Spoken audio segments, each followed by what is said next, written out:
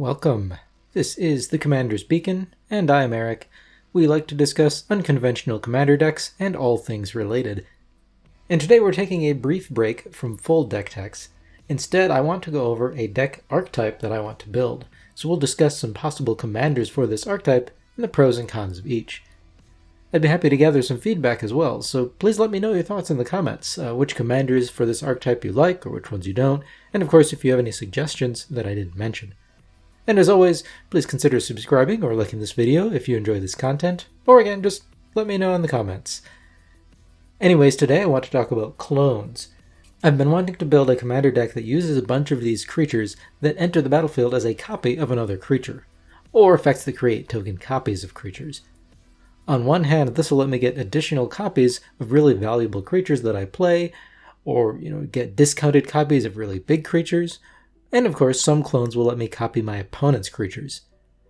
And it's this last aspect that I really want to lean into, copying my opponent's creatures, because I love decks that scale in power level with my opponent's decks.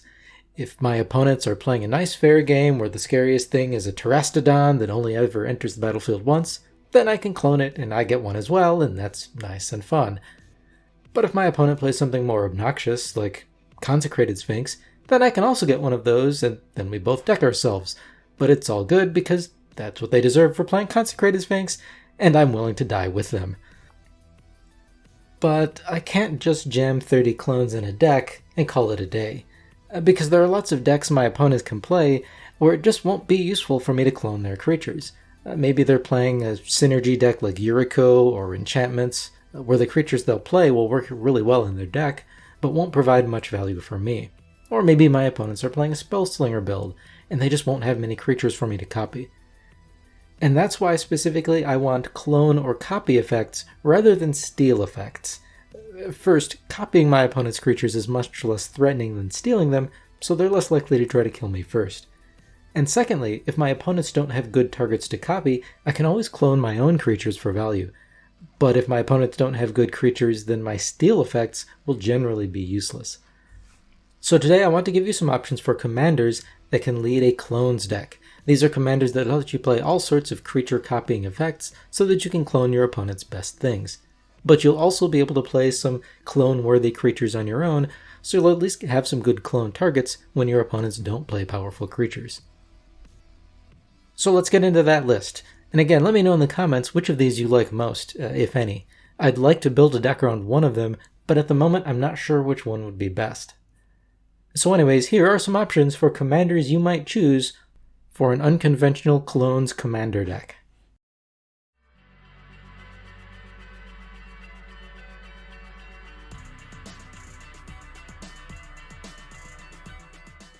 Now, before I get to the list, some honorable mentions. First, there's Zara Renegade Recruiter. This is a 5-mana 4/3 pirate in Izzet colors that has flying. When Zara attacks, you get to look at the defending player's hand and put a creature card from it onto the battlefield, tapped and attacking that player or a planeswalker they control. At the end of the turn, you return that creature to its owner's hand. So Zara makes it really easy to steal your opponent's creatures during combat, and then after combat you can cast one of your clone creatures and make a permanent copy of it. So that's pretty cool, and you can even use bounce spells to return your opponent's creatures that are already on the battlefield to their hand, so you'll know they'll have a good target for Zara. But I'm hesitant to build around Zara, because she's 5 mana, which isn't huge, but it's kind of a lot, especially for a deck without access to green ramp. She also has to attack to do anything at all, which means unless you give her haste, she won't do anything for you right away. And if your opponent has a flying blocker that can kill Zara, you won't want to attack anyways. And if your opponent has a big fatty in their hand, they'll likely just kill Zara right away, if they can, just because people really hate it when you take their things. I just feel like there's too much risk to justify putting Zara in the command zone, but she can obviously take advantage of clone effects, and that's why Zara is an honorable mention. Now, I also considered Kumena, Tyrant of Orazca. Kumena is awesome. I played with Kumena in Standard back in Ixalan, and I built a commander deck around him too. I really like Kumena. He is a 2/4 merfolk in cement colors, and he lets you tap a merfolk to either make him unblockable, or tap 3 merfolk to draw a card, or tap 5 merfolk to put a +1/+1 counter on each merfolk you control. so Kumena is very obviously a merfolk tribal commander. And you can always clone any of your synergistic merfolk, and then those clones can even tap to do stuff with Kumena, so you'll get value from clone effects. But most decent merfolk are pretty small, or legendary, so you won't gain much value from cloning them, and you'll need to be careful to have a perfect balance between clone effects and merfolk. You won't want a handful of clones with no merfolk on the table, for example. And finally, Kumena also likes to play a lot of untapping effects, so you can repeatedly tap your merfolk to draw cards or grow your team or whatever. And between these high-value untap effects, good merfolk, and clone effects, I feel like a Kumena clones deck would just have too many moving pieces to build a reliable strategy around. So as cool as it would be, I think it would just be more effective to cut the clones and play all of your normal merfolk if you want an effective Kumena deck. And my last honorable mention isn't really a single commander, but more of another deck archetype. Graveyard Reanimator decks with commanders like the Scarab God or Arami of the Dead Tide can use clones to copy creatures they reanimate. But these decks will typically use a separate package of payoff cards. Think Sepulchral Primordial or Reanimate, which can at times function similarly to clones, but these decks will use a whole host of different support cards, generally featuring mill effects and focusing more on creatures in the graveyard than on the battlefield. While this is definitely a valid and fun deck archetype, it isn't the direction I'll be going with today's video, so Graveyard Reanimator decks will not be discussed.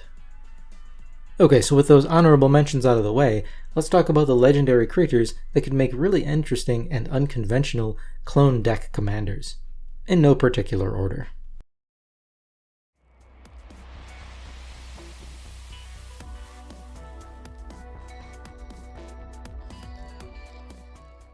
And first on our list is Agar the Freezing Flame. This is a 3/3 legendary giant wizard that costs 1 blue-red. Agar has whenever a creature or planeswalker an opponent controls is dealt excess damage, if a giant wizard or spell you controlled dealt damage to it this turn, draw a card. So Agar is card advantage in the command zone, and you can build around him with either spellslinger strategies, wizard tribal, or giant tribal. Now, if we want to focus on clones, I would lean into a giants tribal strategy. There are plenty of powerful giants with high mana value that would be very useful to clone. And because a lot of these clone creatures cost 3 to 5 mana, you'll typically gain mana advantage by cloning your big giants that cost 5 to 7 mana or so. Now, I won't lie, I also just like Agar. I think this is a very cool commander. My only concern is that we need enough giants to reliably deal damage and trigger card draw with Agar, and again, our clones can't become giants until we already have giants on the battlefield. So I would probably use clones as a sub-theme in the deck rather than a main strategy. In other words, I would probably put more giants than clones into the deck, though I can't be sure how many of each without having built or playtested the deck yet. And this means we would still be able to clone our opponent's creatures if we wanted to, but we might not be able to do it all the time. Still, I think an Agar deck, using an appropriate number of clone effects, could boost the power of the deck and give you that added versatility to punch against higher power decks that run big value creatures. But let's move on to our next commander. It's Temet, Vizier of Naktamun.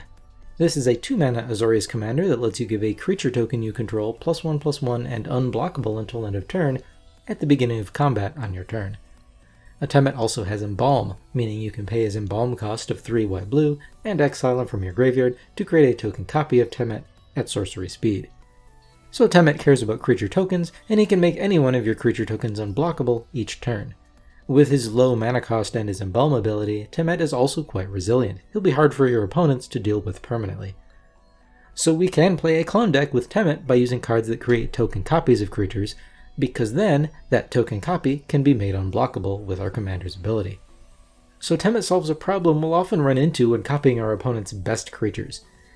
And that is that opponent might have built a deck to take advantage of whatever we clone, but we won't have a deck built that way. So if an opponent has a landfall deck and say Rampaging Baloths, this is a powerful card, but that opponent will likely make better use of it than us, even if we clone it. And Temet can somewhat mitigate this effect by giving our token copies unblockable. Something like Stolen Identity works really great with Temet too. This is a 6-mana sorcery, and you can make a token copy of any creature, even your opponent's creature, and then Stolen Identity has Cipher, so you get to pick one of your creatures to encode it onto, and when that creature deals combat damage to a player, you can cast Stolen Identity again without paying its mana cost. And because Temet makes your tokens unblockable, triggering Cypher to cast it again is incredibly easy to do. Now, my biggest concern with Temet is that I'm not sure which creatures I would include in the deck that would be worth making token copies of. In decks like this, you'll commonly see creatures like Desolation Twin, which makes a 10/10 Eldrazi token when you cast it, or Adorned Pouncer, which can be eternalized. That is, you exile it from your graveyard for its eternalized cost to make a 4/4 token copy of it. And since Adorned Pouncer has double strike, making that token unblockable with Temet can be a decent source of combat damage. But for the most part, these are just big dumb tokens that do big dumb damage. And while this can be effective, I'm not sure how fun it would be to play. Now next, as long as we're talking about a clone deck, we need to mention one of the most obvious potential commanders. It's Morit of the Frost. This is a Simic shapeshifter with Changeling that costs 2 green, blue, blue. It enters the battlefield as a copy of any permanent you control, except that permanent is legendary and snow in addition to its other types, and if it's a creature, it enters with 2 +1/+1 counters. So Morit is a clone in the command zone, but note that it can only copy your permanents. So if you wanted to copy something in your opponent's control, you'll need to first cast another clone spell that can copy one of your opponent's creatures, and then cast Morit copying that clone. Secondly, because Morit doesn't really push you into any specific strategy, you'll need to decide what kind of creatures you'll want to play to turn your clones into if your opponents don't have worthwhile targets. One option is to build a snow deck, since Morit itself is a snow permanent. There are some snow creatures that would be decent clone targets, like Abominable Treefolk, which has trample and power and toughness equal to the number of snow permanents you control, so it can be pretty big. Oran Frostfang gives all your attacking creatures Death Touch, and whenever a creature you control deals combat damage to a player, you draw a card, so having more than one of these is pretty great. Now that said, I can only find maybe 7 or 8 snow creatures worth cloning in Simic colors, so it would be pretty tough to build a full deck that utilizes snow creatures to the fullest. On the plus side, you can literally pick whatever synergistic creature types you want in Simic colors, and Morit will help you out. So you can pick snow, but you could also pick elves or just Simic good stuff if you wanted to. Now, next I want to talk about Svilin of Sea and Sky. Svilin is a 3/4 merfolk god that costs 1 blue blue. Svilin is indestructible if you control at least 2 other merfolk. When Svilin attacks, you draw a card, and other merfolk you control have Ward 1. Okay, so I already dismissed Kumena, the Simic merfolk commander, earlier on. So why would I then consider Svilin a mono blue merfolk commander instead? Well, a couple of reasons. First, Svilin is more reliable. The Kumena is card draw in the command zone, but you need 3 merfolk, and you need to tap them to draw that card. Svilin will give you a card just by attacking, and if you have at least 2 other merfolk, she's indestructible, so you can pretty much attack freely. Secondly, Kumena really wants to play both merfolk and untap effects. Adding clones to the mix just takes the deck in too many directions, in my opinion. Svilin just needs merfolk to do her thing. You can load the deck up with the best merfolk lords. There aren't a ton of them, but there's maybe 7 or so, and so you can clone them and get yourself a nice, big merfolk team. That said, the top end of a Svilin deck might be limited if your opponents aren't giving you high-value creatures to clone. Like we mentioned with Kumena, a lot of merfolk are pretty small, both in power and toughness and in mana value, so cloning them won't be as impactful as, say, cloning giants in an Agar deck.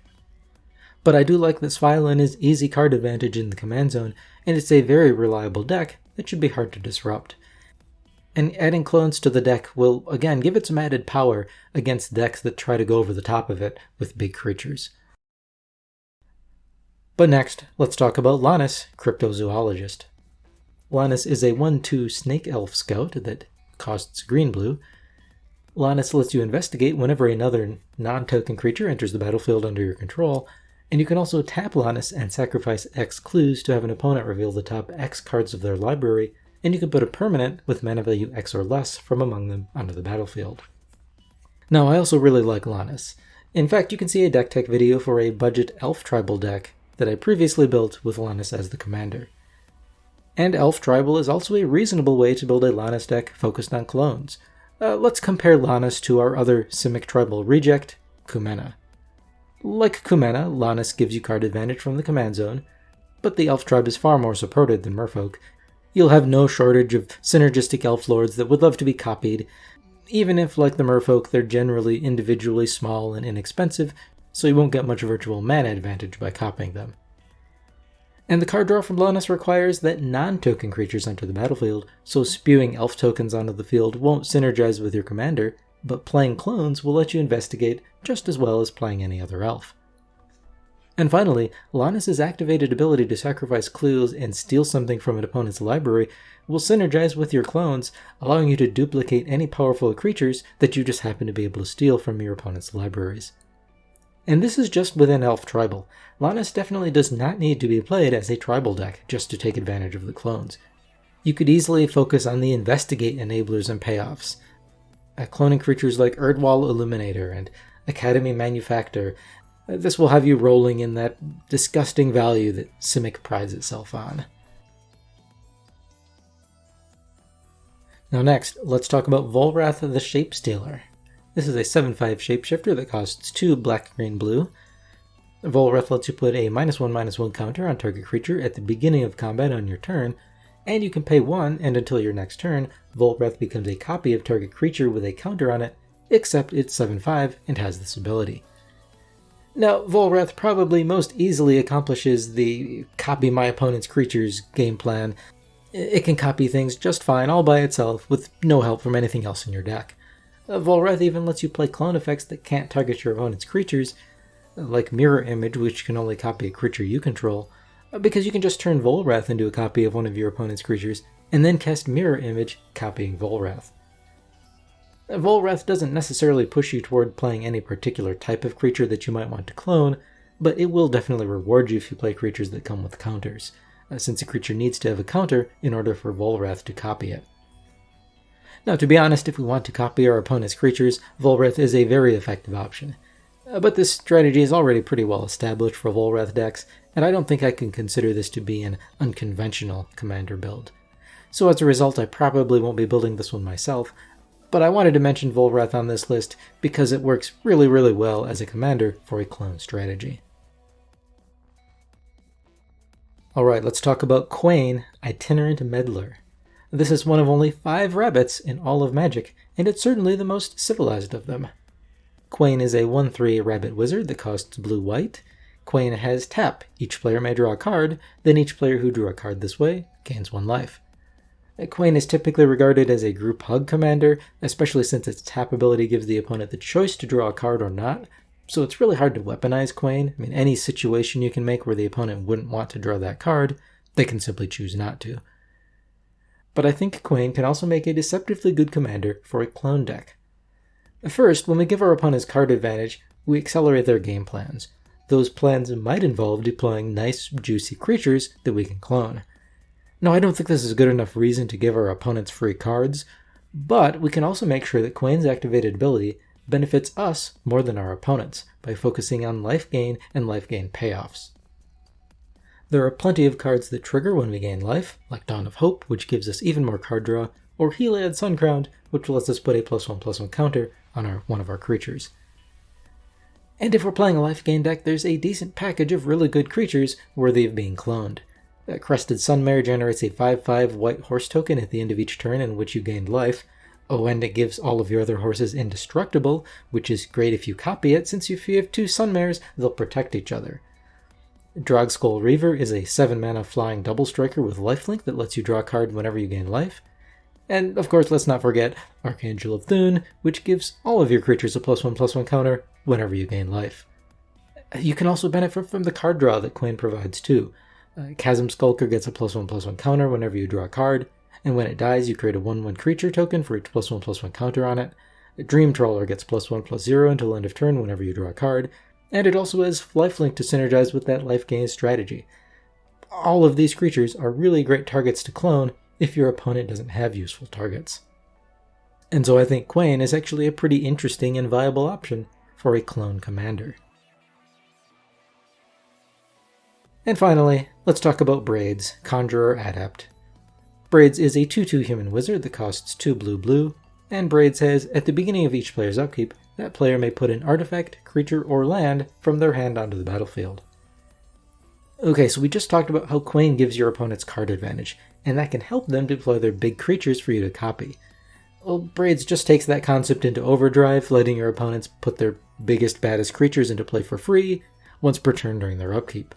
And if we play clone effects, we'll be able to copy those creatures. In fact, I like Braids because each player can choose to put an artifact, creature, or land into play during their upkeep. So our clones might cost 3 or 5 mana or so, but our opponents might be deploying their free Jin-Gitaxises or some other 8+ mana creature spells. And that means while our opponents are using the Braids trigger to put those big creatures on the field, we can essentially match them for only a few mana by casting a clone spell. And then we can use our Braids upkeep trigger to put lands onto the battlefield instead of creatures.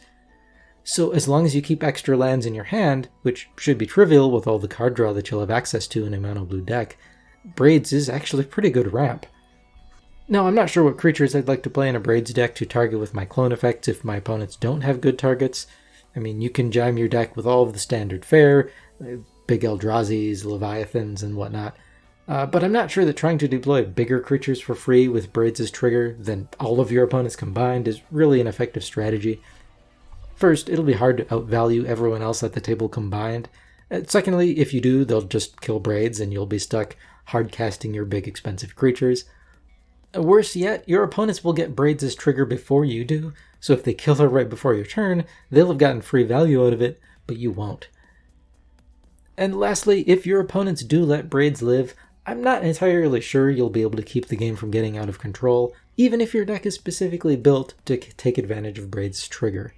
Keeping Braids around might just give at least one of your opponents enough momentum to overwhelm the rest of the table and win the game.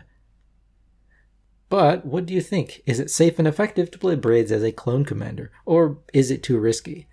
And again, please let me know in the comments if you'd like to see any of the commanders that we've discussed today built into a full deck tech guide for an unconventional clones deck.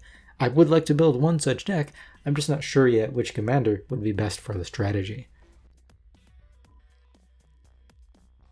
But those are some options for unconventional commander decks with a clone strategy that let us focus on copying our opponent's creatures while also deploying our own creatures that are great clone targets. And that is all I've got for today. Thank you for watching. We'll see you next time.